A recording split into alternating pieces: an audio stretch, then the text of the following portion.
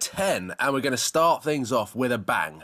Quite literally, here we have a Capristo Lamborghini Aventador revving off with a Capristo Ferrari 430 Scuderia and a bunch of other supercars as we take to the Monaco supercar tunnels.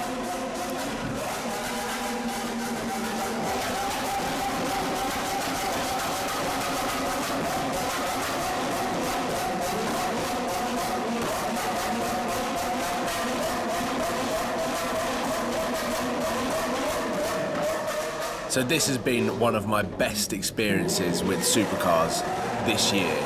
Epic convoy through the Monaco tunnels with some insanely loud supercars, and this Aventador just flamed consistently. It was unbelievable. Not only did we go through the tunnels, but we also went up into the mountain hills, which you would have seen because it is one of my most favourite videos of all time.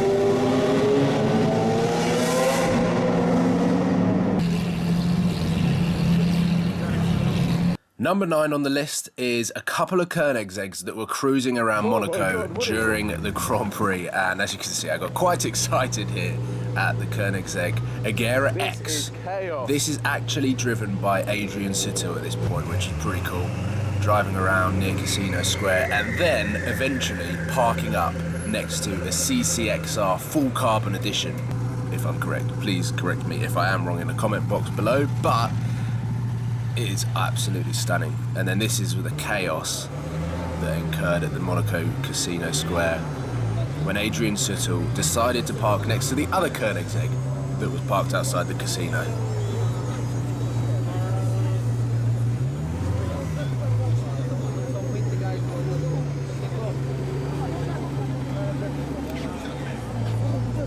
Number 8 is again at the Monaco Formula 1 Grand Prix weekend, which was absolute supercar heaven. And here I am, vlogging in a white shirt.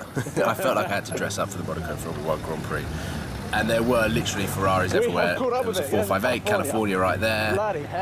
Another California, and then there we have it. Number 8 is the white Ferrari LaFerrari. The Ferrari. Absolutely stunning. Never seen one in white and still have not seen a single one since. This car on Italian plates and holding up all of the traffic at the Fairmont hairpin corner, deciding whether or not to go into the hotel and do the valet parking, which he eventually did decide to do.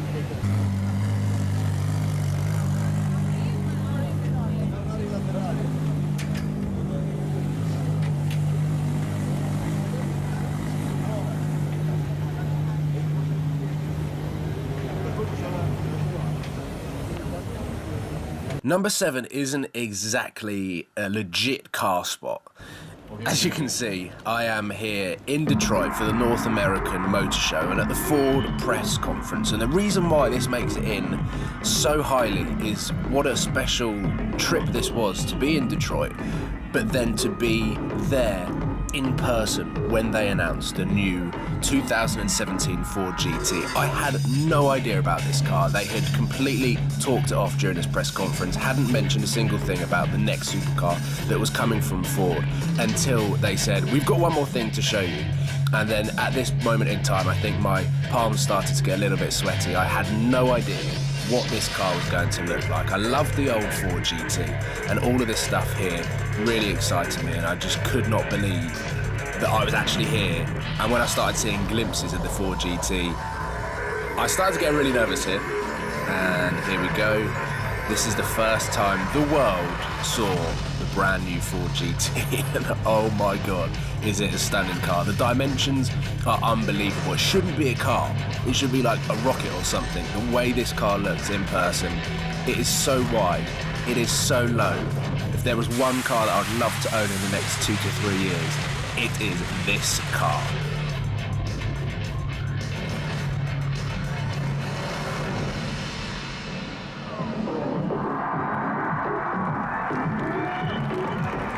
And as you can see, the crowd loved it. Look at it.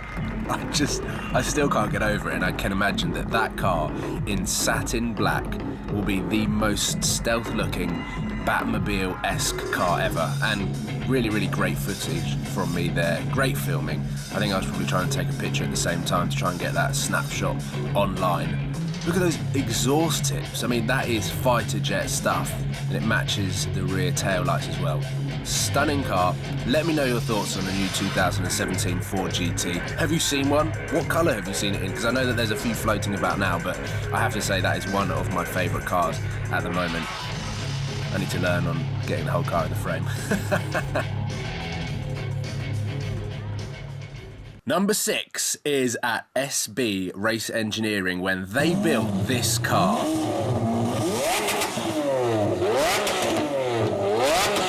The first Liberty Walk Lamborghini Aventador in Europe. SB Race Engineering spent about 3 months building this car, and I have to say it is one of the craziest cars that I've seen and been in. Actually, I actually got a ride in this car, but just listen to this.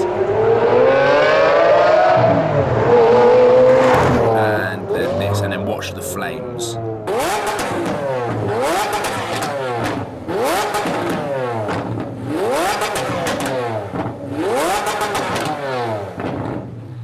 Number 5, and this included many, many miles ran during July in the heat of the summer in the UK, which probably tips around 28 to 30 degrees.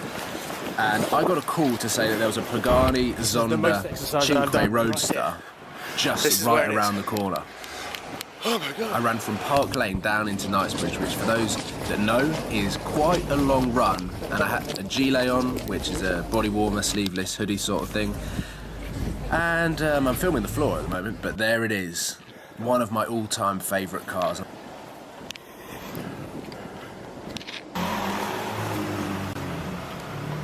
I just remember filming this car, not this specific car, but a Zonda Cinque Roadster just power sliding in central London, which is probably one of my greatest memories of car spotting. But that is a proper race car for the road. I love it, and I think that would be in my dream top 5 garage. I think I've mentioned that quite a lot in a few Q&As, but what an awesome car.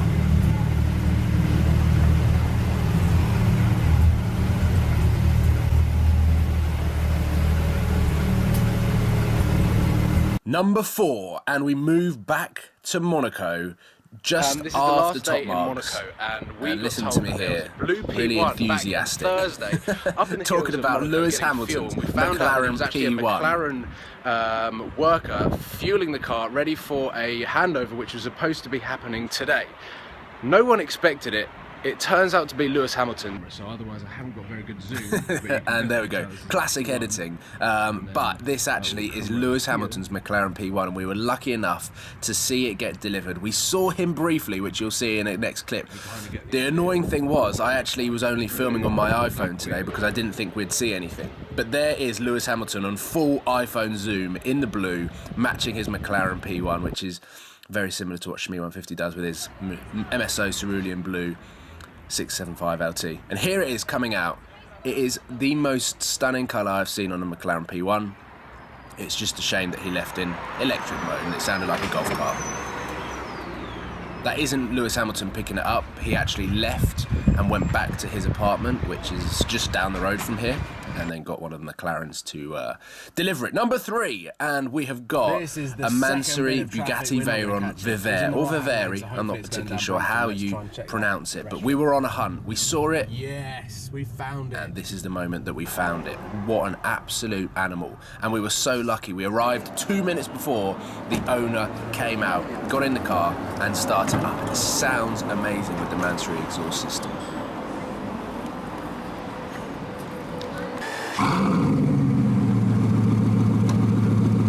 Get the old active spoiler going, but look at it. Stunning car. Truly honoured to see that car this summer in London. Beautiful, beautiful specification. The carbon fibre weave is incredible. And then Stefan crossing the road and getting in my shot. Number 2, and we move to this car. The MSO glow-in-the-dark McLaren P1. I spent 24 to 48 hours trying to hunt this car down, and then finally it parked up, and this is my excitement. This looks like a race car. Oh my God. Christ. So this car was around for a couple of days in the summer and has only been seen since a couple of times. I have to say I'm not the greatest fan of the paint job, but it is just utterly, utterly crazy and super rare. McLaren launched it across their social media, and there we go. That is it. I actually waited about 6 hours for it to start up, and it never did. It was here all afternoon and all evening. And as you can see, the light begins to fade. I just zoom in to try and get some more shots of the car. Cars driving past all of the time, and here we go. This is it at night time, and you can see that it kind of glows in the dark, which is pretty cool. And finally, number 1 on the top 10 supercars spotted of 2015, of course, is the Lamborghini Veneno that myself, Sam and Seb saw in Dusseldorf. Lamborghini Dusseldorf, Veneno Roadster. I still can't believe that I saw this car. And the crazy thing is, this is a £3.5 million car, and that woman in the pink tracksuit is going to guide this man onto the truck. I think she was his wife. They were van drivers or couriers or delivery service and have turned up to this job, I can imagine, not expecting to actually put this car onto the truck. It was one of the most nerve-wracking moments.